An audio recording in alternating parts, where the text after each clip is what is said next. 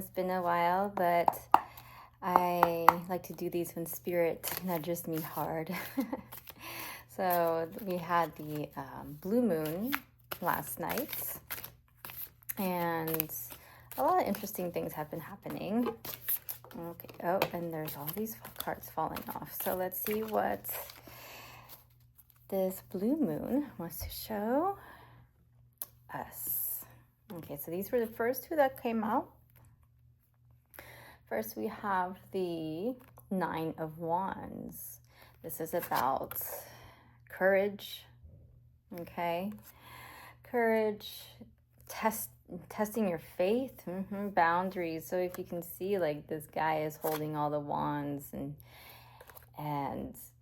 he's like looking around, being firm, like, is this what I want? You know, he's like gearing up for what's to come, but he has lots of courage. He's standing firm. He's standing his ground.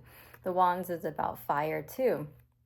So it's about, you know, that strength. But, you know, there's like this thing, since it's like the Nine of Wands, the nine is about like a completion. It's like the end of things. So there's something going on where there's like an ending of some sort, like the last one standing, something with the last, having resilience, gearing up for the worst, having that courage, test of faith, boundaries. Okay, but there's an ending to something, and to be optimistic about it. Okay, and then the other card that popped out with the Nine of Wands is the Three of Wands. Okay, so this is about expansion. You know, expansion. So there's three, which is the triplicity, expression, expansion of the idea, growth. You can see that there is, you know, he's facing outwards, like he's looking beyond. He's looking at what is available. He sees everything in the wide lens. Okay, and then the second card that popped out, the third card that popped out is the Hermit card. Oh boy, but it was in reverse. So let's see what this is about. This is something about losing your way, being distant. So there's some distance about something, some kind of withdrawal, loneliness, and integration of some sort. So you're ending something, right? You're ending with the Nine of Wands. Then you're being optimistic and preparing yourself for what's to come with the Three of Wands. But then also there's the integration part. Integrating what has ended before you move on. And then next is the Eight of Wands. But how it landed was very interesting. It landed sideways like this. So it can go either way. Okay. It can either go to frustration, holding off, waiting, you know, like another path. And then it could also be quick decisions, manifestations, movement, like speed, something happening very quickly. So it probably depends on how you go about the closing of things and your boundaries, and then preparing and integrating. How that goes will determine which path you take, the downward spiral or the upward spiral. Let's see if there's anything that we can know of how to make you go the upward spiral, right? That was a weird shuffle. We have the High Priestess. We have the High Priestess here. Okay, so in order to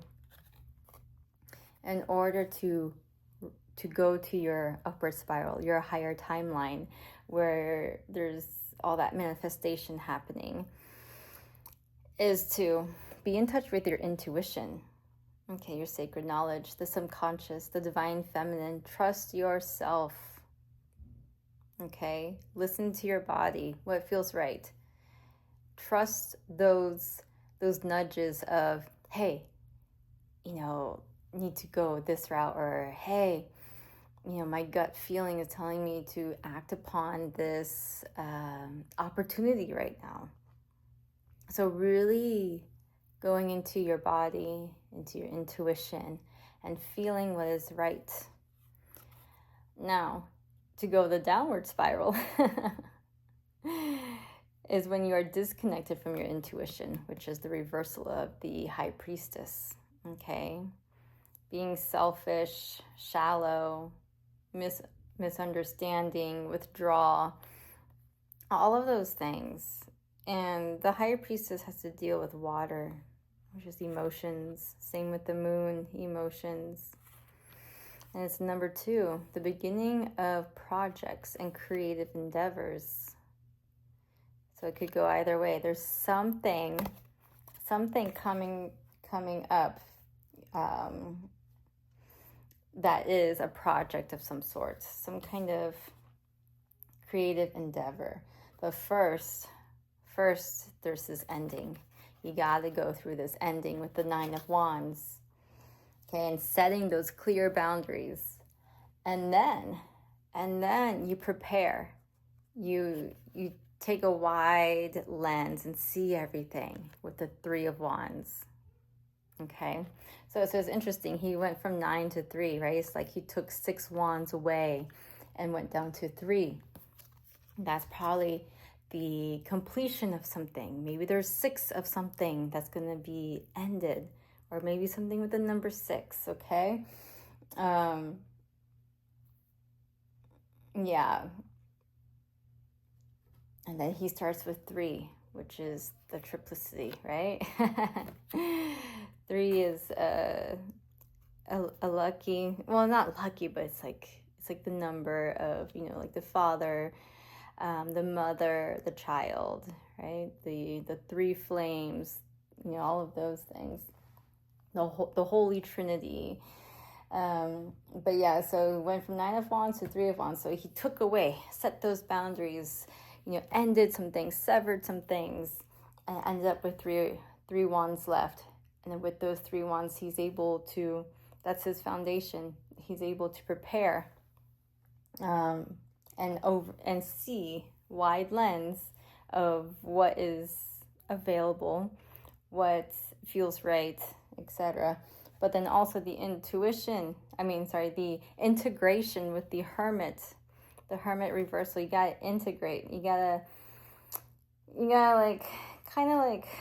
step back a bit, right?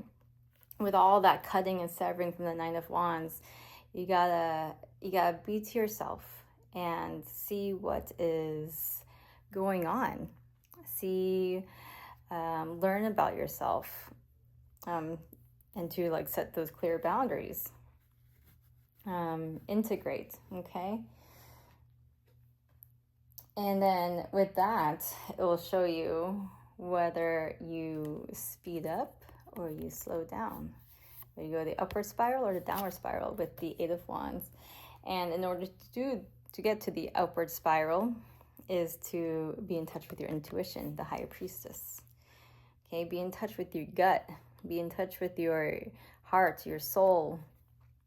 What is that passion? What is that, what